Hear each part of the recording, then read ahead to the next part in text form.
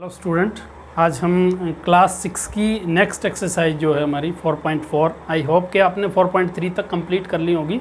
बहुत छोटी छोटी एक्सरसाइज हैं, 1 बाय 1 देखेंगे हम। 4.4 एक्सरसाइज जो है उसमें दो ही क्वेश्चन है जो दोनों आपको स्क्रीन पे दिखाई दे रहे होंगे। फर्स्ट जो क्वेश्चन है वो क्या लिखा है उसमें, draw a rough sketch of A triangle ABC। एक ट्राइंगल है ABC कोई भी, उसका रफ स्केच ड्रा करना है। तो आप ट्राइंगल बना दीजिए। ट्राइंगल क्या होती है, जिसके अंदर 3 साइड होती हैं, 3 लाइन सेगमेंट से बनी होती है, एक क्लोज कर्व होती है, ठीक है। तीनों से ये ABC एक हमने ट्राइंगल बना दी। फिर कह रहा है make a point in its interior. Interior में एक पॉइंट आपने मार्क करना है, मार्क ए पॉइंट। वो क्या है, उसका नाम P है। तो P आप इसके इंटीरियर में मार्क कर दीजिए। इंटीरियर का मतलब होता है अंदर का पार्ट, पहले भी मैं बता चुका हूँ। तो कहीं पे भी आप इंटीरियर पार्ट में इसके P मार्क कर दीजिए। उसके बाद कह रहा है and A point Q in its exterior. Exterior में आपको क्या पॉइंट मार्क करना है, Q करना है। तो एक्सटीरियर मतलब इसके इंटीरियर पार्ट को छोड़ करके और इसके ऊपर वाले पार्ट को छोड़ करके बाहर जो भी आपको कहीं पे भी आप मार्क कर दीजिए। जैसे मैंने यहाँ कर दिया, ये पॉइंट मैंने मार्क कर दिया Q। फिर कह रहा है is the point A in its interior और इट्स एक्सटीरियर। ये जो पॉइंट है A, ये वाला पॉइंट है, क्या ये इस ट्राइंगल के इंटीरियर में है या इस ट्राइंगल के एक्सटीरियर में है। तो आप बताइए, ये A जो है इंटीरियर में है या एक्सटीरियर में। ये कहीं पे भी नहीं है, यानी इंटीरियर में भी नहीं है और एक्सटीरियर में भी नहीं है। कहाँ पे है, ऑन द ट्राइंगल ABC, उसके ऊपर है ट्राइंगल के। तो जो पॉइंट A है, नीदर इन इंटीरियर और नॉर इन एक्सटीरियर, ना ही तो इंटीरियर में है और ना ही एक्सटीरियर में है। तो नाइदर इन इंटीरियर और नॉर इन एक्सटीरियर, ये आप लिख सकते हो। या लिखना चाहो तो ये भी लिख सकते हो, point A lies on the triangle ABC। A triangle उसके ऊपर लाई कर रहा है पॉइंट A। उसके बाद जो क्वेश्चन नंबर 2 है उस पर आ जाते हैं हम। क्वेश्चन नंबर 2 में क्या कह रहा है, identify 3 triangle in the given figure. ये ट्राइंगल आपको दी हुई है ABC। ABC एक ट्राइंगल आपको नजर आ रही है, इसमें ये AD लाइन सेगमेंट ड्रा कर दिया। तो ये फिगर दी हुई है, इसमें कह रहा है 3 ट्राइंगल्स को आप आइडेंटिफाई कीजिए। जो फर्स्ट जो पार्ट है उसमें 3 ट्राइंगल आपको बतानी है। तो 3 ट्राइंगल देखो ये बन गई, एक तो ये वाली, एक ये वाली और एक ये बड़ी वाली। तो तीनों का नाम लिख दो। पहले मैं बड़ी वाली का लिख देता हूँ, ट्राइंगल ABC। तो फर्स्ट का आंसर हो जाएगा एक तो ट्राइंगल ABC। ABC को आप BAC भी लिख सकते हो, CBA भी लिख सकते हो, यानी ये ऑर्डर इसका चेंज कर सकते हो, उससे कोई फर्क नहीं पड़ेगा, एक ही बात है। उसके बाद ये इधर वाली, इसका नाम मैं लिख दिया ABD।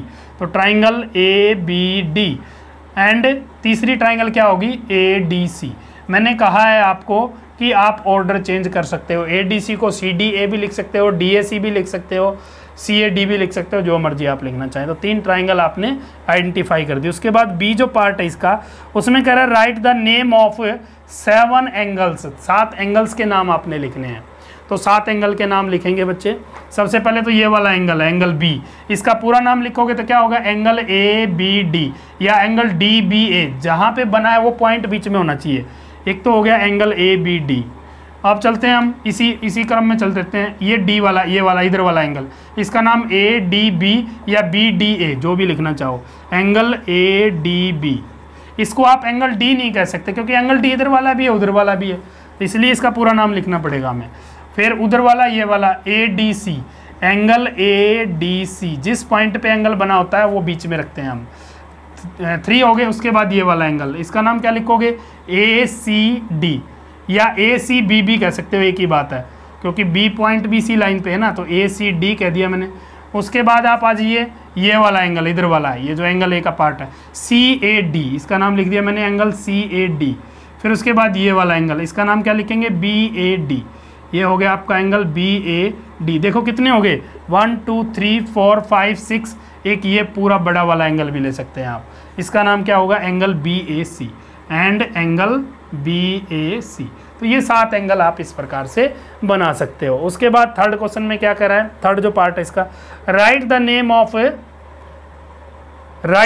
Of 6 angles. ये एंगल्स ही है ना, 6 लाइन सेगमेंट है, सॉरी यहाँ पे ये एंगल्स तो ऊपर ही आ गया था ना। ये 6 एंगल की बजाय क्या है, लाइन सेगमेंट। आपको लाइन सेगमेंट बताने हैं 6 लाइन सेगमेंट। तो आप लाइन सेगमेंट बता दीजिए। लाइन सेगमेंट कौन से होते हैं, जिनके दोनों के एंड पॉइंट होते हैं। तो ये देखो AB हो गया, एक तो लाइन सेगमेंट क्या हो गया, 6 लाइन सेगमेंट। ऐसे लाइन सेगमेंट को आप लिख सकते हो लाइन सेगमेंट AB, या पूरा लिख सकते हैं लाइन सेगमेंट AB, या ऐसे लिख सकते हैं इसके बाद हो गया ए बी के बाद ये बी डी, इसका नाम लिख सकते हो बी से डी तक लाइन सेगमेंट बी डी। फिर ये हो गया डी सी, ये बी से लेकर के सी तक भी बनता है, बी सी लिख दो, सी बी लिख दो, उल्टा सीधा कैसे लिख सकते हो आप। अब उस तरफ चलेंगे सी ए, लाइन सेगमेंट क्या हो गया सी ए या ए सी जो भी लिखना चाहो। फिर ये हो गया ए बी हमने लिखा था क्या, लिख चुके हैं हम, इसलिए इसको मत लिखिए दोबारा, ये बीच वाला बचा है ए डी, ये हमने लिख दिया ए डी।